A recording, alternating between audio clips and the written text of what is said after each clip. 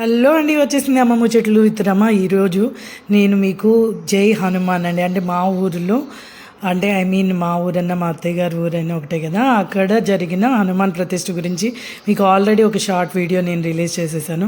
So దానికి ఎలా సుందరీకరణంగా decorate చేశారు అనేది మీకు ఇక్కడ చూపిస్తాను. నైట్ టైము అసలు ఎంత బాగుందోనండి. అసలు నాకు చాలా హ్యాపీగా అనిపించింది. నేను అలా ఊరి చివరి వరకు వచ్చేసి అక్కడ ఫస్ట్ నుంచి డెకరేట్ చేసిందాన్ని వీడియోస్ తీసేసి మీకు చూపించేస్తున్నాను అనమాట. నాకు చాలా హ్యాపీగా అనిపించింది. సో ఇక్కడ ఎంటర్ అవ్వగానే ఊర్లోకి ఇక్కడ ఈ నామాలు ఉంటాయండి వెంకటేశ్వర స్వామి.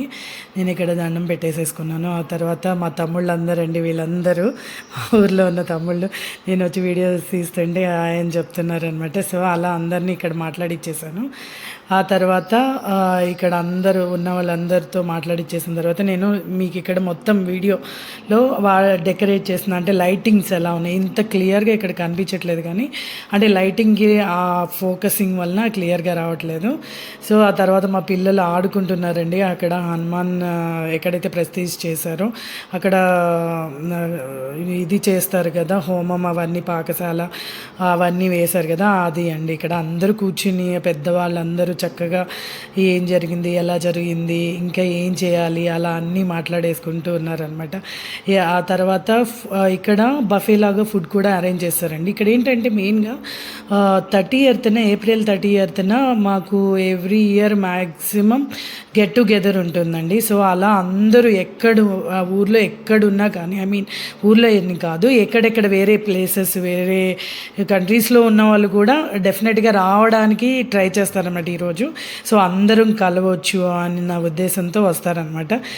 ఎంత బాగా జరిగింది అంటే చాలా బాగా జరిగిందండి ఆ విగ్రహ ప్రతిష్ట. పిల్లలు చూసారా, వీళ్ళందరూ నా కోడళ్ళండి.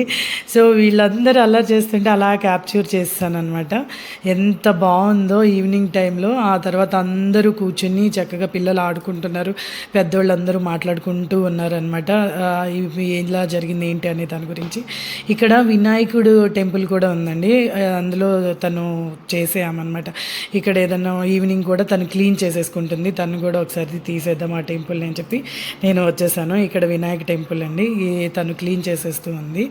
సో ఇక్కడ ఎంటర్ అవ్వగానే మనకి వినాయకుడి టెంపుల్ కూడా, అంటే ఊర్లోకి ఎంటర్ అవ్వగానే వినాయకుడి టెంపుల్ కూడా కనిపించేస్తుందండి. అక్కడే ఆంజనేయ స్వామిని కూడా ప్రతిష్ఠ చేశారు. ఒక్కొక్కటి ఇలా అన్ని ఊర్లో అన్నీ చేసుకుంటూ ఉన్నారంట. చాలా బాగుంటుందండి. చిన్న ఊరైనా అందరూ చాలా వరకు ఎడ్యుకేటెడ్, అందరూ కూడా ఎక్కడెక్కడో జాబ్ చేస్తూ ఉంటారు. బట్ కానీ ఎక్కడ చేసినా ఏప్రిల్ 30th మాత్రం అందరూ కలవడానికి ట్రై చేస్తారండి ఊర్లో. సో ఇక్కడ చూసారా, ఇది ఊర్లో అంతా డెకరేట్ చేసుకున్నారు కదా, ఇలా అరుగులు ఉంటాయండి భలే. ఇక్కడ ఇది కూర్చుని అందరూ పెద్దవాళ్ళు అందరూ చక్కగా ముచ్చట్లు చెప్పుకుంటూ ఉంటారనమాట. నేను కూడా ఒక అరుగు మీద కూర్చుని జస్ట్ అలా క్యాప్చర్ చేసేసుకుంటున్నాను ఎలా ఉంది అని. నాకు ఇష్టం అలా ఈవినింగ్ టైంలో అలా అరుగు మీద కూర్చొని మాట్లాడుకుంటూ ఉండండి, పెద్దవాళ్ళతో అయినా మనమైనా మన ఏజ్ వాళ్ళతో అయినా. పిల్లలు ఆడుకుంటున్నా, వాళ్ళు ఆడుకుంటున్నా కూడా భయం ఉండదండి. సిటీలో అయితే మనకు ఒక పక్కన కదిలినా ఈ పక్కన డిస్టర్బ్ అవుతూ ఉంటుంది, ఆడుకోవాలన్న ప్లేస్ ఉండదు.